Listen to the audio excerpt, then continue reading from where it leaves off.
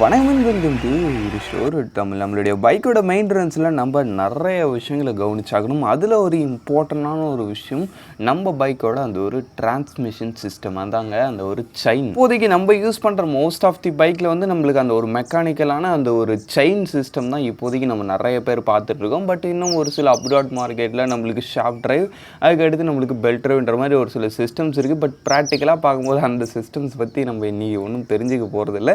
ஏன்னா அது நம்ம நாட்டில் அவ்வளோ கிடையாது. நமக்கு மெயினாக இருக்கிற டிரான்ஸ்மிஷன் சிஸ்டம்னு பார்த்தா இந்த செயின் டிரைவ் சிஸ்டம். இந்த ஒரு செயின் டிரைவ் சிஸ்டத்தை மெயின்டைன் பண்ணுறதுக்கு நிறையவே ஒரு விஷயங்கள் இருக்குது. சொல்லப்போனால் இந்த ஒரு 3 சிஸ்டம் சொன்னோம் இல்லைங்களா, செயின், பெல்ட்டு, ஷாஃப்ட், இது 3த்தில் ஒரு ஹெவி மெயின்டெனன்ஸான ஒரு இதுன்னு பார்த்தோம்னா அது நிச்சயம் நம்ம செயின் சிஸ்டம் தான். பட் ஆனால் இது ஒரு எஃபிஷியன்ட் ஆப்ஷன். உங்களுக்கு இந்த இடத்துல பவர் லாஸும் கம்மி, இதோடைய அந்த ஒரு ப்ரொடக்ஷன் காஸ்ட்டும் கம்மி, இதோடைய ஓவரால் காஸ்ட்டே கம்மி.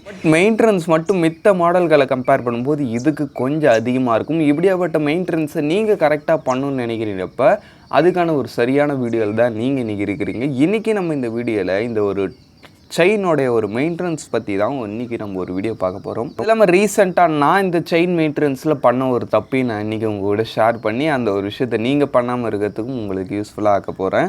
அதனால் வீடியோக்குள்ளே போகிறதுக்கு முன்னாடி சின்ன வர கொஸ்டின் உங்களுக்கு அந்த கிளிக் கலர் சப்ஸ்கிரைப் பண்ணேன். ஒரு செகண்ட் ஸ்பெண்ட் பண்ணி ஒரு தட்டி விட்டிங்கன்னா எங்களுடைய ஒரு நாள் உழைப்புக்கு மிகப்பெரிய உதவியாக இருங்க. ப்ளீஸ் அந்த சப்ஸ்கிரைப் மட்டும் பண்ணுங்கப்பா. சரி, இப்போ அதிகமாக பேசாமல் வீடியோக்குள்ளே போகலாம். சரி, ஃபர்ஸ்ட் விஷயம், செயின் மெயின்டெனன்ஸில் வந்து 3 பார்ட் இருக்குது. அதில் முதல் பார்ட் வந்து க்ளீனிங். ஆமாம், செயின் மெயின்டெனன்ஸ் பொறுத்தளவுக்கு க்ளீனிங் வந்து ஃபஸ்ட்டு பார்ட்டு. இந்த க்ளீனிங் நீங்கள் எப்போ பண்ணலான்னு கேட்டிங்கன்னா, முடிஞ்ச அளவுக்கு ஒரு 1000 to 1500 கிலோமீட்டருக்கு ஒன்ஸ் நீங்கள் உங்கள் செயினை ப்ராப்பராக ஃபுல்லாக க்ளீன் பண்ணணும். இல்லைனா நீங்கள் ஓடுற சர்ஃபேஸ் வந்து ரொம்ப ஒரு டர்ட் அதிகமாக இருக்கும், ரொம்ப மண் அது இதுன்னு ஏகப்பட்டது படுற மாதிரி இருந்துச்சுன்னா நீங்கள் இன்னும் கூட கொஞ்சம் ஃப்ரீக்வெண்ட்லி நீங்கள் உங்கள் செயினை க்ளீன் பண்ணிக்கிறது ரொம்ப நல்லது. பட் ஒரு ஆவரேஜான ஒரு ரெக்கமெண்டட் என்னென்னு கேட்டிங்கன்னா 1000 to 1500 கிலோமீட்டருக்கு ஒன்ஸ் நீங்கள் உங்களோட செயினை வெல் க்ளீன் பண்ணிக்கிட்டால் நல்ல ஒரு விஷயம் இருக்கும். அதுக்கு அடுத்துன்னு பார்த்தோம்னா வச்சுங்களேன், இந்த க்ளீன் பண்ணுறதுல நிறைய பேருக்கு நிறைய விஷயங்கள் இருக்குது.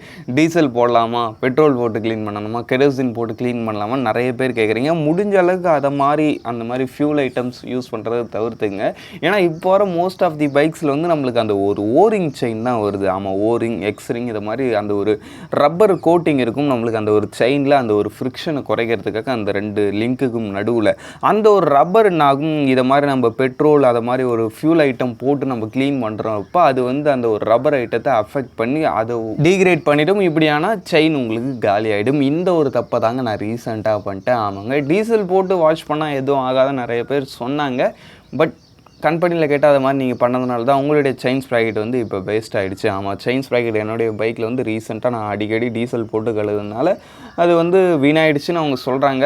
கம்பெனி தரப்புலேருந்து சொல்கிறாங்கன்றப்போ அதை நம்ம நம்பி தான் ஆகணும். ஆமாங்க, டீசல் போட்டு முடிஞ்ச அளவுக்கு உங்களுடைய செயின் ஸ்ப்ராக்கெட்டை க்ளீன் பண்ணாதீங்க. முடிஞ்ச அளவுக்கு செயின் க்ளீனர் வாங்கி யூஸ் பண்ணிட்டு போயிடுங்க. ரொம்ப வராது, கொஞ்சம் லைட்டாக எக்ஸ்பென்சிவ் தான். பட் இருந்தாலும் 1000 to 1500 கிலோமீட்டருக்கு ஒன்ஸ் தானே, அப்படின்றப்ப நீங்கள் தாராளமாக ஸ்பெண்ட் பண்ணலாம். ஒரு செயின் க்ளீனர் அண்ட் ஒரு செயின் ஸ்ப்ரே ஒன்று, லூப் ஸ்ப்ரே. நீங்கள் அந்த 3 பார்ட்டில் 2வது விஷயமானது என்னன்னு பார்த்தோன்னா லூபிங். ஆமாம், லூபிங் ரொம்ப ஒரு இம்பார்ட்டண்டான ஒரு விஷயம்னே சொல்லலாம். செயின் லூப் பொறுத்தளவுக்கு நீங்கள் எவ்ரி 300 கிலோமீட்டர்ஸ் ஒன்ஸ் நீங்கள் உங்களுடைய செயினை அப்பப்போ லைட்டாக லூப் பண்ணிக்கிட்டே இருக்கணும். அப்போ தான் உங்களுக்கு அந்த ஒரு லூப்னஸ்ன்றது அந்த ஒரு செயினில் கம்மியாகாமல் இருக்கும்.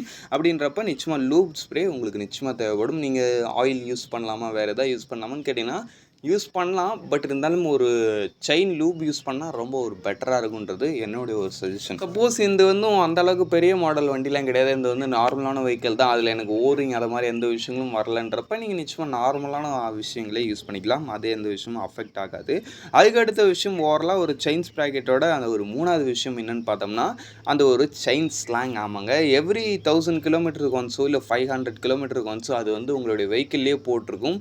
இத்தனை கிலோமீட்டருக்கு ஒன்ஸ் நீங்கள் செயின் ஸ்லாங் டெஸ்ட் பண்ணிக்கணுன்ற அதை மாதிரி அந்த ஒரு கிலோமீட்டர்ஸ் நீங்கள் நோட் பண்ணிக்கிட்டு அந்த கிலோமீட்டர்ஸுக்கு ஏற்ற மாதிரி நீங்கள் உங்களுடைய செயின் ஸ்லாங்கை கரெக்டான ஒரு லெவலையும் மெயின்டைன் பண்ணிட்டு வந்தீங்கன்னா இது வந்து உங்களுடைய பவர் அண்ட் பர்ஃபார்மன்ஸ், ஆமாம், உங்களுக்கு வண்டியோட அந்த ஒரு பவர் ஃபீட்பேக், பவர் லாஸு, இது மாதிரி எல்லா விஷயத்துலையும் ஒரு பெட்டரான ஒரு எஃபிஷியன்சி கொடுக்கும். அது இல்லாமல் உங்களுக்கு செயின் ஸ்ப்ராக்கெட் லைஃபும் நிறையவே வரும். சரி, ஓகே, ஓவரலாக எல்லாத்தையும் பார்த்து முடிச்சாச்சு. ஃபைனலாக ஒரு செயின் ஸ்ப்ராக்கெட்டோட ஒரு ஆவரேஜ் லைஃப் ஸ்பேம் என்னன்னு உங்கள் எல்லாருக்கும் ஒரு டவுட் இருக்கும். ஆமாங்க, ஒரு செயின் ஸ்ப்ராக்கெட்டோட ஒரு average life spam 20,000 to 30,000 kilometre வரைக்கும் வரலாம்னு சொல்கிறாங்க. நீங்கள் ஒரு ரைடிங் ஸ்டைல் டிபெண்டபிள் தான். நீங்கள் ஒரு நல்ல ரைடிங் ஸ்டைல், அது இல்லாமல் இது மாதிரி நல்ல ஒரு மெயின்டெனன்ஸ் கொடுக்குறீங்கப்போ மேபி இதை விடையும் கூட கொஞ்சம் எக்ஸ்ட்ரா வரதுக்கான சான்சஸ் இருக்குது. பட் மெயின்டெனன்ஸ் இல்லாமல் போட்டு ஓவர் பிக்கப்டாக வண்டியை ஓட்டினீங்கன்னா மேபி இதை விட குறையறதுக்கான சான்சஸும் இருக்குது. சரி, ஓகே, அவ்வளோ தான் ஃப்ரெண்ட்ஸ். இன்றைக்கி நான் உங்க கூட ஷேர் பண்ணணும்னு நினச்ச விஷயங்கள் எல்லாத்தையும் சொல்லிட்டேன். இப்போதைக்கு டைம் வாட்சிங். Bye, see you later.